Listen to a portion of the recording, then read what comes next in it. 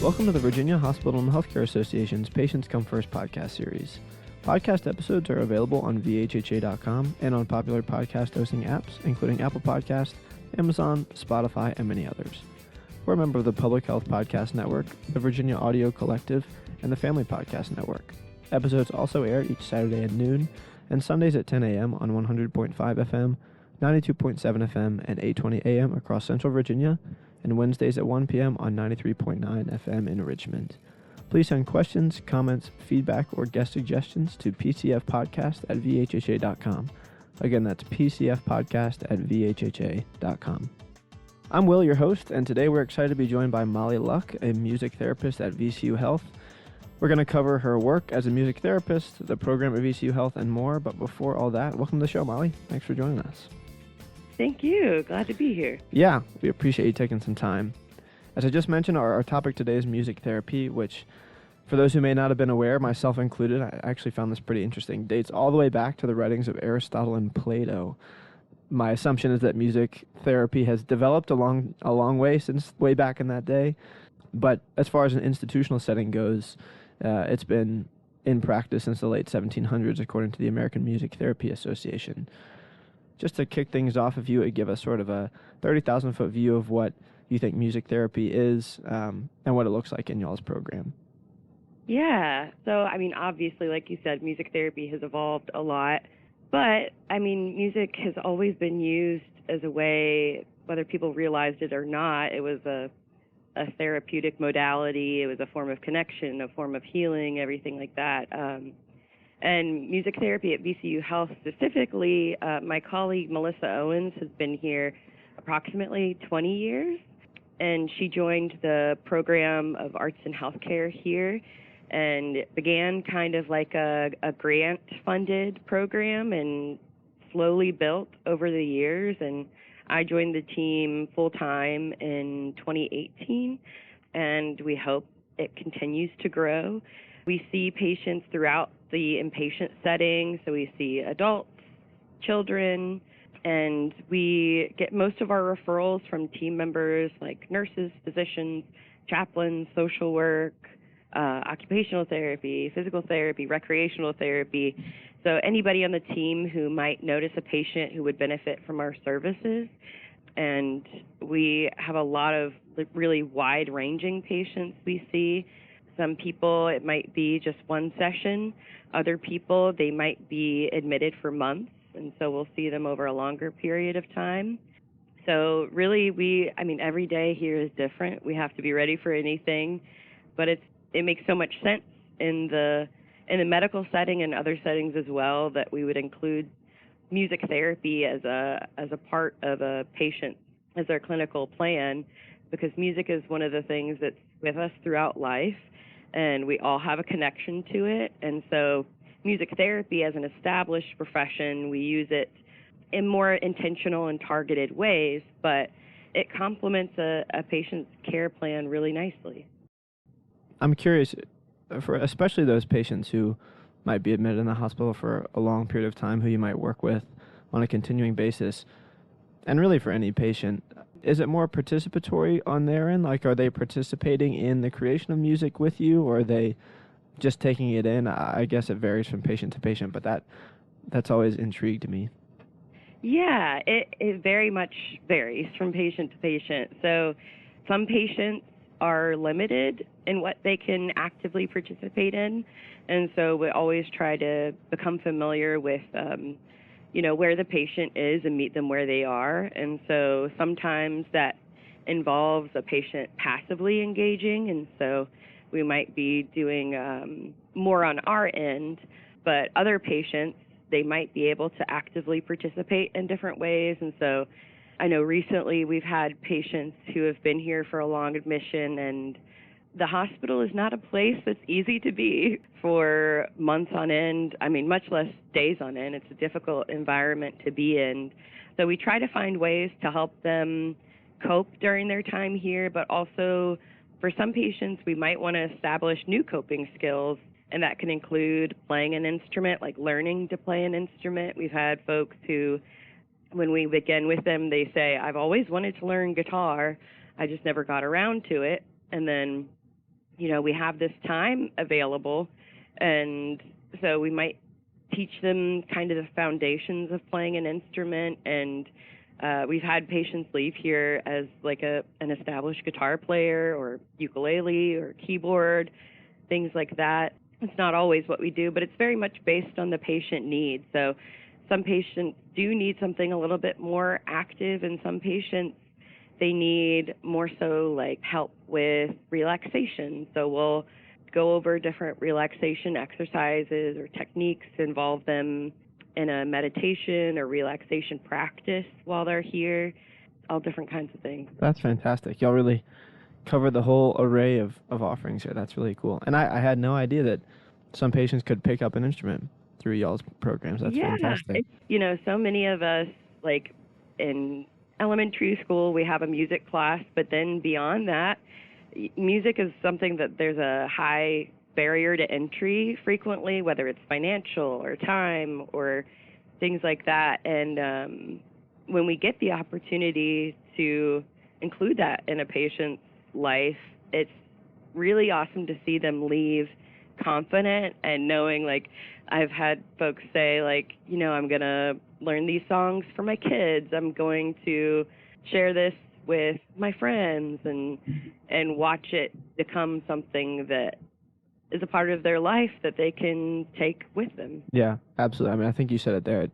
It does become a part of your life, and I feel like when you learn an instrument, like, it's more than just a skill. I feel like it's you're on such a journey of learning and growth when you play an instrument, I feel like. So the fact that y'all can give that to patients is fantastic.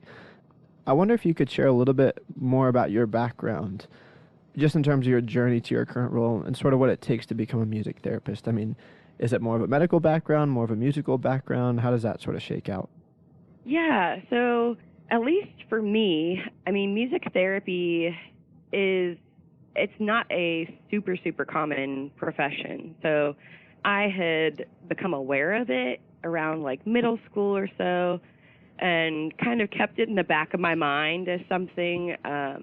But towards the end of high school, when I was trying to figure out which colleges I wanted to apply to, I ended up applying to Shenandoah University. And when I was touring and hearing from some of the professors in the music therapy program there, it really, really clicked that that was where I wanted to go. So in order to become a music therapist, you have to go to an AMTA associated college program. So for music therapy, you have basically the same curriculum as a typical music studies student, but along with that, you take psychology courses, anatomy courses, other things that will help prepare you as a music therapist.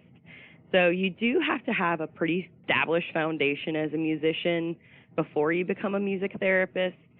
At least where I went, you have to have like a major instrument, and then you build on that. Like I learned guitar in college, I learned percussion, ukulele, things like that that you'll need in the field. And then about like maybe midway through your studies, you start actually participating in practicums, and so you go learn about different populations and work alongside established music therapists. And then after your undergraduate studies, you have to have a 6-month internship at an approved internship site, and you have to complete 1,200 hours. And then once that is finished, you have to take the board certification exam. And if you successfully complete that, you become a music therapist. Congratulations, you've become a music therapist. That's great.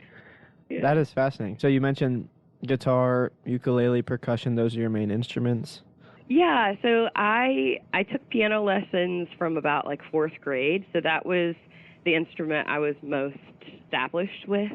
So that was my major instrument in college. Okay. And then like some folks come in with a voice major, so they learn piano along with all the other instruments. So that's cool. I've heard people say, some of my friends who are musicians, I've heard them say that piano is maybe the best one to learn first because it provides sort of that good foundation for learning other instruments. I don't know if that's necessarily true, but I've heard it said before, so it sounds like you took the right path there. Yeah, I mean, it's different for everybody, but it definitely helped me a lot in some of the like higher theory, the music theory courses. It definitely helped. Yeah, for sure. Yeah. Well, we saw an article that VCU Health put out about one of y'all's services in particular, where you record a patient's heartbeat, set it to one of their favorite songs, and then present that recording to a patient's family, which is very touching. Talk to me about that program, the inspiration behind it, the process of making one of those recordings. What is that like? Yeah, so we had just started this. I mean, it's been within the last like 4 to 5 years. My colleague Melissa Owens had gone to a music therapy conference, and another music therapist was presenting on heartbeat recordings. And especially being in a medical setting, it makes so much sense to include this in our work. We do encounter a decent amount of patients who are at end of life, and on top of the services we already provide, it just, like I said, it made so much sense as a form of memory making, as a form of something that sometimes the patients can actively engage in. Like if a patient is aware that they're at end of life, we can have the conversation of including that. And if that's something that they're interested in, we have a stethoscope that can record patients' heartbeats. And so we make a recording, and then we edit it and loop it. And if we've talked to the patient or the family, they'll choose a song that's significant to them. We've had all kinds of different songs chosen, and it's just a really, really beautiful thing to witness and participate in.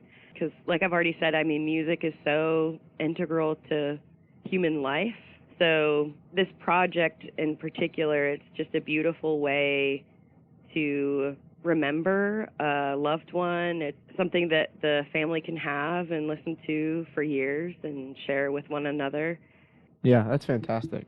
And this is neither here nor there, but I'm curious. So you record the heartbeat, and then are you all performing the song yourselves, or are you setting it to like a studio recording, or how does that work?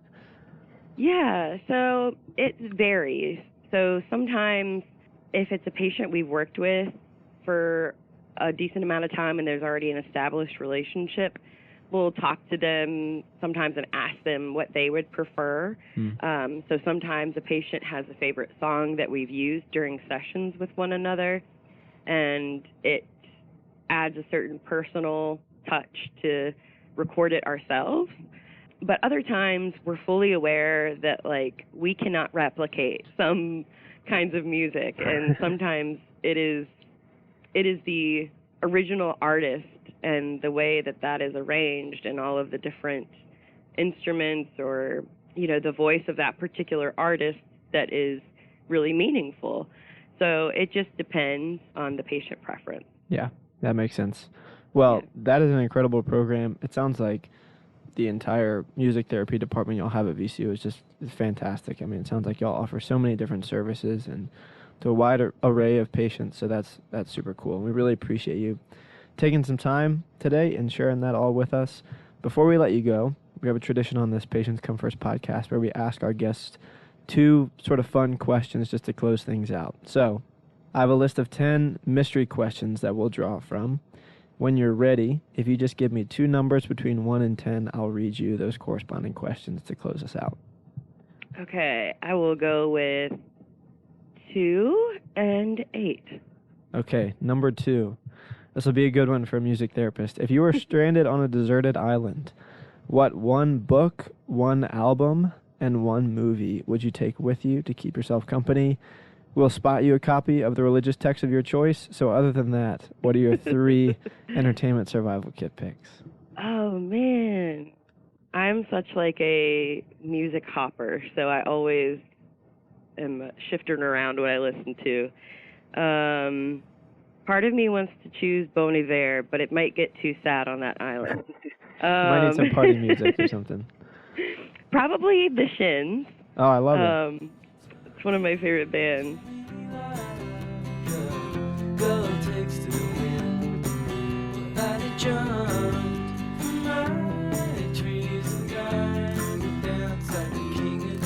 so is the rest of our lives.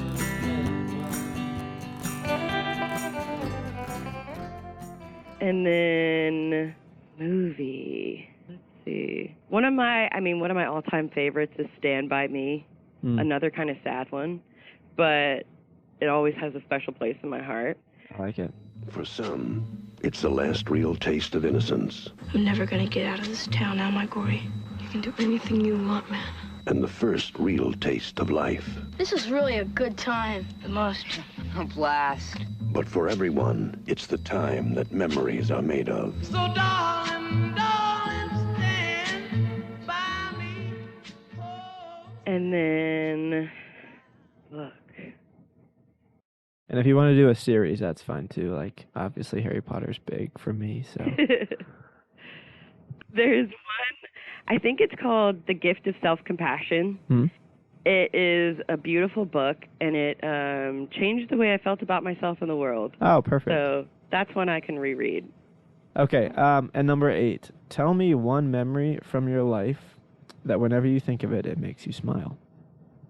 So I have a senior dog, and she is just the most beautiful little being. And the first time I took her to the beach, she just had the best time digging in the sand, and it was just the most beautiful thing to witness, that she just the simplicity and joy and digging a hole. Yes, with reckless abandon, I'm sure. Yes, exactly. Dogs are the best, aren't they? Dogs are fantastic. Truly. Well, those are both fantastic answers, and with that, we have come to the close of another episode of the Virginia Hospital and Healthcare Association's Patients Come First podcast. If you liked what you heard, please make sure to leave us a 5-star review on Apple Podcast and subscribe so you know when new episodes are released. We want to once again thank our guest, Mollie Luck, for joining us today. Mollie, thanks so much. It's been a real pleasure. Hey, thank you.